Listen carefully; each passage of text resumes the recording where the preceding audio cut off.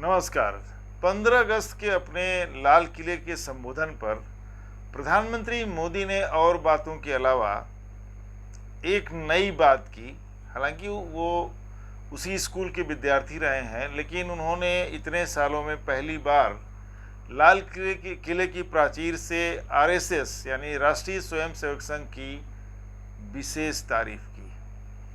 अब सवाल तो उठेगा ही कि जब आप इतने दिनों के बाद, हालांकि वो आरएसएस के ही विद्यार्थी रहे हैं, उसी स्कूल से निकले हैं, उसी स्कूल या उसी विचारधारा की वजह से वो गुजरात के मुख्यमंत्री बने और फिर देश के प्रधानमंत्री बने, हिंदू हृदय सम्राट बने। लेकिन अचानक से आरएसएस के प्रति उनका जो ये प्रेम उमड़ा 15 अगस्त को, तो उस पर चर्चा होना स्वाभाविक है कि ऐसा क्यों हुआ। इधर बीच कुछ मामला ठीक नहीं चल रहा है, और अगर ध्यान दिया जाए तो मोदी जी के आत्मविश्वास में कहीं थोड़ी सी कमी दिखाई दे रही है। जरूर कुछ अंदर अंदर पक रहा है। उपराष्ट्रपति धनखड़ को हटाया गया, जग जाहिर है। भले ही उन्होंने कहा कि स्वास्थ्य कारणों से, लेकिन भारत के इतिहास में पहली बार ऐसा हुआ कि उपराष्ट्रपति को इस्तीफा देने के लिए मजबूर किया गया।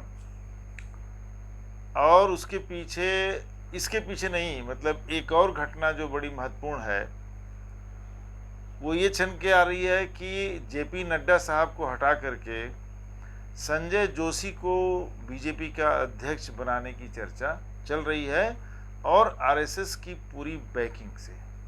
बिना आरएसएस के तो कोई होगा ही नहीं। संजय जोशी अध्यक्ष बनना ये बड़ी बात नहीं है, किसी न किसी को तो मौका मिलता ही है। लेकिन संजय जोशी मोदी जी के धुर विरोधी हैं, कट्टर विरोधी।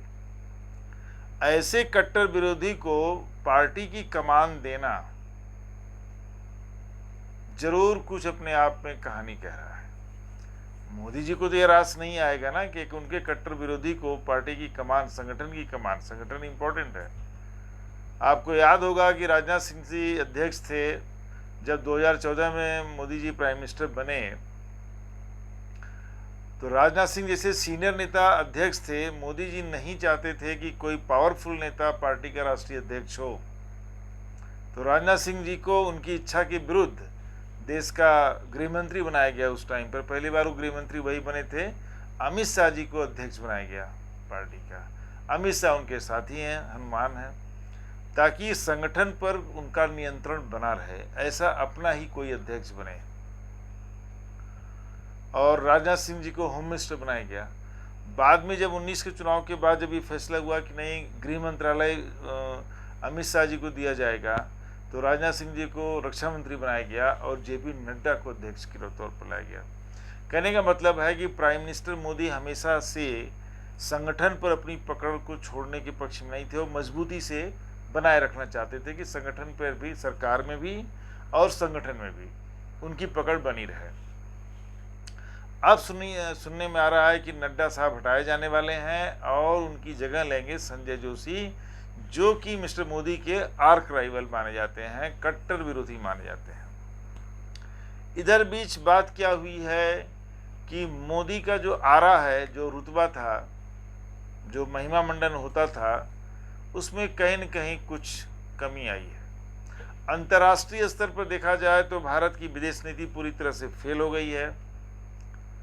पहली बात, पहलगाम का जो हमला है उसी पर तमाम उंगलियां उठी कि हमला, आरोप लगाने वालों ने लगाया कि ये आतंकवादी बाहर से नहीं अंदर से ही थे। भाई, तमाम सवाल उस पर उठे कि वहाँ सुरक्षा क्यों नहीं थी। ये तो एक वाजिब प्रश्न था कि वहाँ पर सुरक्षा, जो इतना सेंसिटिव एरिया है, इतना संवेदनशील इलाका है, वहाँ पर किसी सुरक्षा व्यवस्था का नहीं होना अपने आप में बहुत बड़ा सवाल खड़ा करता है।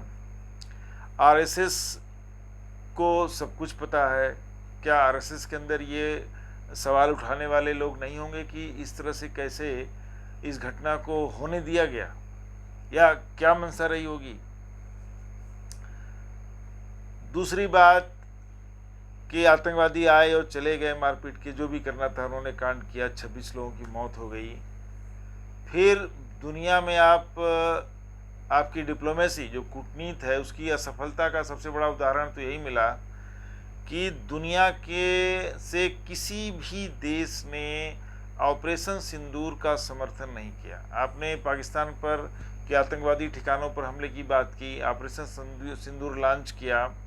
हमारे बहादुर सैनिकों ने बहुत ही बहादुरी से उस पूरे ऑपरेशन को अंजाम दिया, उनके तमाम आतंकवादी अड्डों को नष्ट किया, आतंकवादी मारे भी गए, लेकिन विश्व स्तर पर कोई समर्थन नहीं मिला किसी।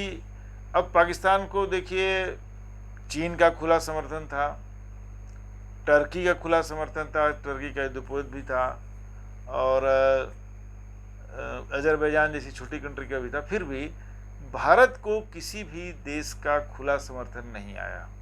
दूसरा, मजबूरन 35 डेलीगेशंस को, उसमें विपक्षी सांसदों को भी शामिल किया गया ताकि विश्वसनीयता बनी रहे कि ये पूरे देश का प्रतिनिधित्व करते हैं, रिप्रेजेंटेशन करते हैं। 35 देशों 34 देशों में भेजा गया उनको समझाने के लिए। उससे कुछ हासिल हुआ कि नहीं हुआ, यहाँ लोग घूम फिर के आ गए, सांसद महोदय लोग, उनको तो घूमने को मिल गया सरकारी पैसे पर। तो कहीं न कहीं मोदी जी की उस गौरव गाथा में कमी आई है। अभी गए थे वो सम्मेलन में G7 के। अब क्या है कि आदमी के शैक्षणिक योग्यता का प्रभाव दिख ही जाता है। अब इंग्लिश ठीक से बोल नहीं पाते हैं, ठीक से क्या बिल्कुल ही नहीं बोल पाते हैं, सेंटेंस रट लेते हैं 2-4, और आपका जो भी एजेंडा रहा होगा इंटरनेशनल लेवल पे बहुत अच्छी इमेज नहीं बन पा रही है, तो वहाँ जाकर खड़े होना, ज़बरदस्ती गले लटकना, तो वो भी एक तरह से असफलता है। सबसे बड़ी बात यह है कि मोदी जी ने आने के बाद एक रूल बनाया था, नियम बनाया था कि 75 साल के नेताओं को रिटायर किया जाएगा और नई पीढ़ी को मौका दिया जाएगा। इन तमाम घटनाओं के पीछे एक और घटना ये होने वाली है कि 17 सितंबर को मोदी जी अपना 75 साल पूरा कर रहे हैं।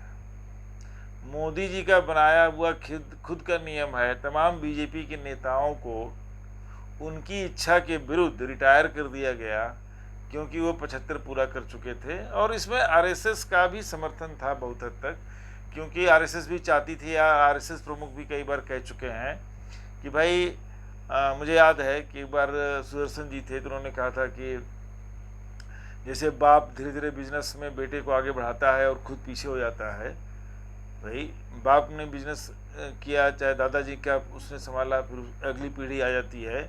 मतलब कहने का मतलब है कि बेटे को जिम्मेदारी देते देते फिर बाप पीछे हो जाता है, बेटा आगे हो जाता है। उसी तरह से पार्टी में होना चाहिए, नई पीढ़ी को मौका मिलना चाहिए। ये बात तब कही गई थी जब अटल जी और आडवाणी जी का पार्टी में सबसे वरिष्ठ थे वो लोग, उन्हीं का सब चलता था। तो मोदी जी ने आने के बाद ये नियम लागू किया और तमाम उसी की आड़ में अपने राजनीतिक विरोधियों को भी उन्होंने किनारे लगा दिया, रिटायर कर दिया। मोदी जी तो कोई चाल बिना राजनीति के चल ही नहीं सकते हैं। तो उस 75 साल की जो सीमा रेखा रखी गई उसमें उन्होंने तमाम विरोधियों को चलता किया। खैर, आरएसएस का कहीं न कहीं इसमें था कि चाहे भाई लोग आगे नहीं हटेंगे तो फिर नए पीढ़ी जनरेशन को मौका कहाँ मिलेगा, फिर तो लोग वैसे ही पड़े रहेंगे लोग। तो आम लोगों में भी ये फीलिंग, हाँ भाई पुराने लोग हटे, नए लोगों को मौका दें।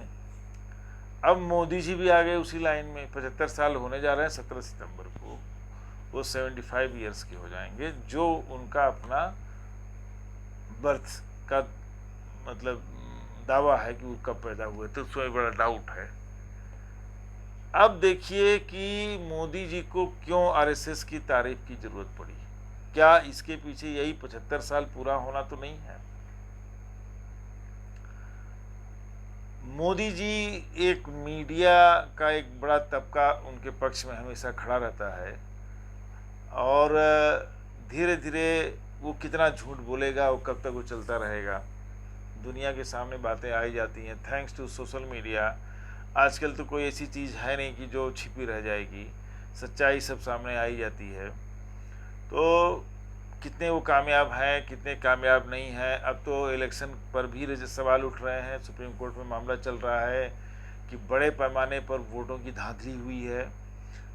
बनारस तक में सवाल उठ रहे हैं कि जहाँ से वो जीते हैं वहाँ भी बड़े पैमाने पर वोटों की धांधली भी है। यहाँ तक कि जो उनके सेकंड रनर अप थे मिस्टर अजय राय जी, जो मोदी जी के सेकंड स्थान पर थे चुनाव में, उन्होंने तो अपने को एक तरह कहा कि हम तो सांसद हैं, मैं अपने को सांसद मान रहा हूँ, जनता ने मुझे वोट दिया था, मैं जीता हुआ हूँ, मुझे तो हराया गया।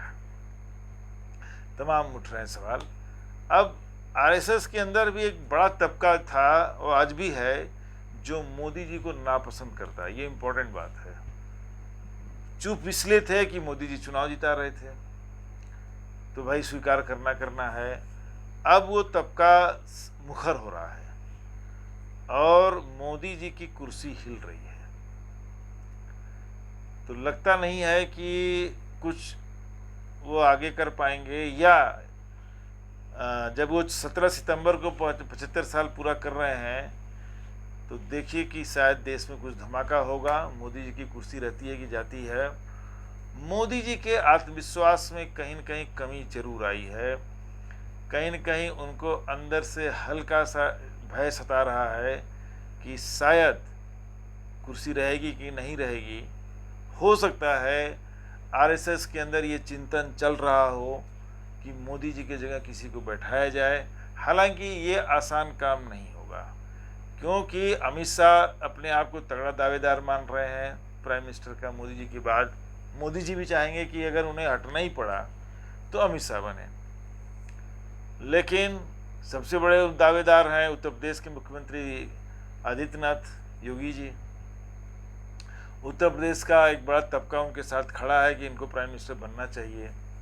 लेकिन योगी जी के समर्थन में बहुत लोग नहीं आ पाएंगे, क्योंकि जो उनका एक योगी की छवि है और योगी हैं वो अंतर्राष्ट्रीय स्तर पे बहुत अच्छा नहीं माना जाएगा। न तो बहुत जो एक प्राइम मिनिस्टर का एक पर्सनालिटी होना चाहिए। जिस देश में डॉक्टर मनमोहन सिंह जैसे प्राइम मिनिस्टर रहे हों कि जिनसे हाथ मिलाने के लिए बड़े से बड़े राष्ट्राध्यक्ष उनकी चेयर तक चल करके आते थे, अब वहाँ पर बट्टा जरूर लगा है। मोदी जी की वो छवि अंतर्राष्ट्रीय स्तर पर नहीं बन पाई।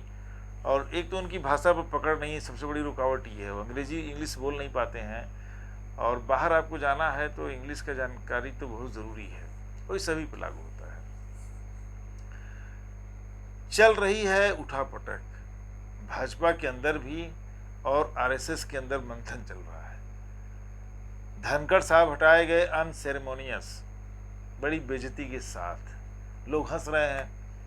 धनखड़ साहब अपनी जिस कृत्यों से बंगाल में ममता बनर्जी को परेशान करते थे, उनकी जो कारगुजारियाँ होती थी उसी की वजह से वो बीजेपी में लोकप्रिय थे। मोदी जी को अच्छे लगते थे खासतौर पर, क्योंकि ममता को तंग कर रहे थे।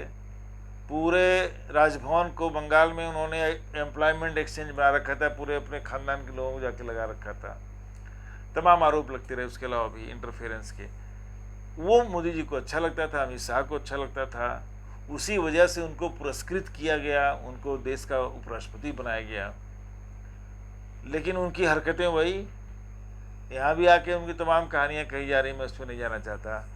तो गए थे ईरान, तो उनके बेटी दामाद एयरपोर्ट पे ही 2 घंटा खरीदारी करते रहे और ईरान के मिनिस्टर वहाँ वेट करते रहे। आप किसी के फ्यूनरल में गए हैं और आप उनका मिनिस्टर 2 घंटा वेट करके चला गया नाराज होकर के, उसके बाद आपने नाराज़गी दिखाई कि प्रोटोकॉल का पालन नहीं हुआ। तो एक छोटा सा उदाहरण है। इसके अलावा वो विपक्षियों के निशाने पर पहले थे, कोई भी विपक्षी उनको पसंद नहीं कर रहा था। जिस तरह से वो पार्टीशन उनका एटीट्यूड था, जिस तरह से पक्षपाती थे, बाद में विपक्षियों से मिलने लगे। कहा तो ये भी जा रहा है कि चंद्रबाबू नायडू से उन्होंने कुछ कहा कि समर्थन वापस ले लो, इस तरह की बात हुई। फिलहाल उनको निकाल दिया गया। तो मोदी जी का मामला थोड़ा गड़बड़ लग रहा है और उनकी कुर्सी हिल सी रही है, लग रहा है। मोदी जी में घबराहट है और लग रहा है इसी घबराहट के चलते उन्होंने आरएसएस की बड़ी तारीफ की है कि एक एनजीओ होकर के आरएसएस ने बहुत ही अतुलनीय योगदान दिया है। देश के अलग अलग क्षेत्रों में बहुत सारे काम किए हैं। तो मोदी जी की घबराहट दिख रही है। क्या सवाल ये है कि 17 सितंबर के बाद मोदी जी रहेंगे या जाएंगे। मिलते हैं दोस्तों नेक्स्ट वीडियो में किसी और टॉपिक पर।